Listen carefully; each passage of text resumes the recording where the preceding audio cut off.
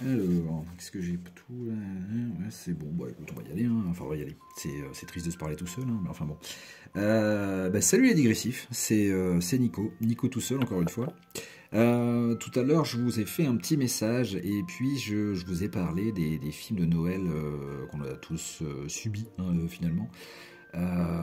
Et puis je me suis dit, c'est un peu con de ne pas vous donner mon top 3. Mon top 3, j'avais oublié quelques détails d'ailleurs dans les rom-coms de Noël qu'on peut voir là avec le petit Timothée qui veut que papa mette la bûche à la new-yorkaise. Évidemment, il y a toujours une route barrée ou une tempête de neige. Voilà, c'est tout le temps comme ça. En fait, tous les ans, il en sort 10 000 et c'est strictement la même histoire, donc c'est quand même pas terrible.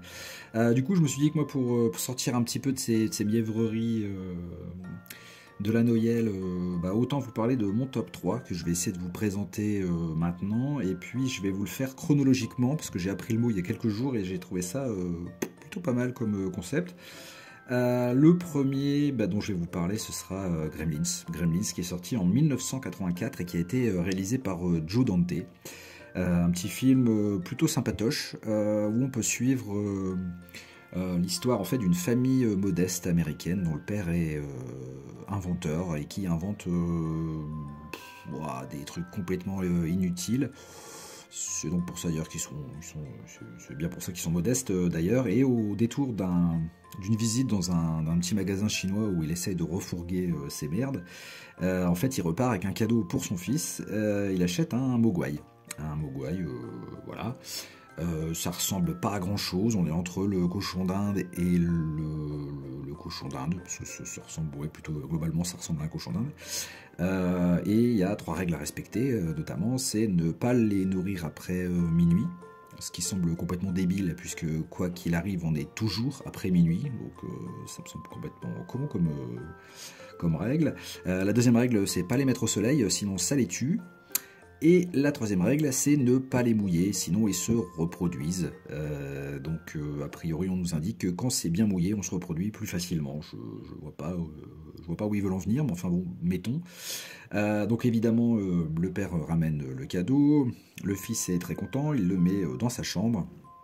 Et évidemment, qu'est-ce qui se passe du coup? C'est que le Gremlins, enfin Gizmo, là, le petit Gremlins, est mouillé. Et donc lui sort des couilles du dos, 3 je crois. Et donc c'est la reproduction des Mogwai.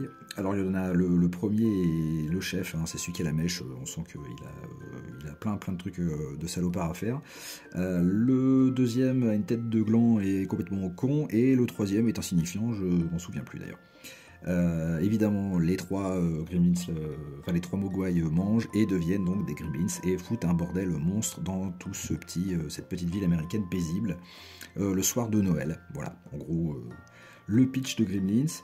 Le deuxième film, c'est Die Hard, sorti en 1988, Piège de cristal en France, et réalisé par John McTiernan, où on peut suivre les aventures de John McClane, qui est Bruce Willis, ou l'inverse, je sais pas comment il faut dire. En fait, John McClane est un policier, voilà, et il déboule dans l'immeuble où son ex-femme travaille. Et apparemment, il y a des terroristes allemands qui viennent prendre d'assaut l'immeuble et prendre tout le monde en otage, sauf évidemment John McClane qui se retrouve en Marcel et pieds nus. Toujours pas compris pourquoi, je me souviens plus, mais je sais que c'est sans doute très bien écrit. John McClane c'est l'anti-héros, il va nous donner une magnifique expression comme yippee pauvre con. Les Allemands ont de superbes accents non surjoués, vraiment. Bref, un bon petit moment à passer si vous aimez les films d'action, il n'y a vraiment pas de souci. Et puis le troisième film sorti en 90, Home Alone, Maman j'ai raté l'avion en France, un film de Chris Columbus avec l'histoire d'un jeune gamin dont tout le monde se fout apparemment, puisqu'il est abandonné littéralement pour les vacances de Noël chez lui tout seul. d'où le nom, par ses parents, qui l'oublient. Voilà. Enfin, faut dire que sa mère a eu 9 enfants, il y a des cousins, des cousines, enfin, il y a plein de trucs qui viennent se greffer, là on comprend pas grand chose. Son père doit être pété de fric parce qu'ils ont une baraque absolument énorme, hein, c'est même plus une maison, c'est un château. Et évidemment, pour qu'il y ait une petite histoire, il y a 2 malfrats qui sont très cons, qui viennent donc dans le but de cambrioler la maison du petit Kevin, qui compte pas se laisser faire. Donc pareil, hein, bon petit film de Noël. Un gamin plein de malice, même s'il s'appelle pas Denis, qui fait des super pièges. Alors il fait un peu flipper quand même, hein, on va pas se mentir. Puisque les plus traumatisés, ce seront les 2 malfrats qui vont se faire victimiser pendant tout le film. Mais ça reste un bon petit film de Noël, donc voilà. Je vous le conseille aussi, ça vous changera donc des conneries de Noël un peu trop romantiques.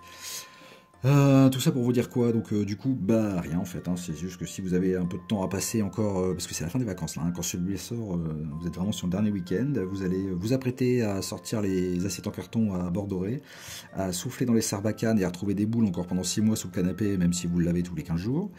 Voilà, en gros, c'était le dernier petit message pour 2022, et puis on vous souhaite un très très bon réveillon toute l'équipe. Et puis voilà, allez, ciao les nazes!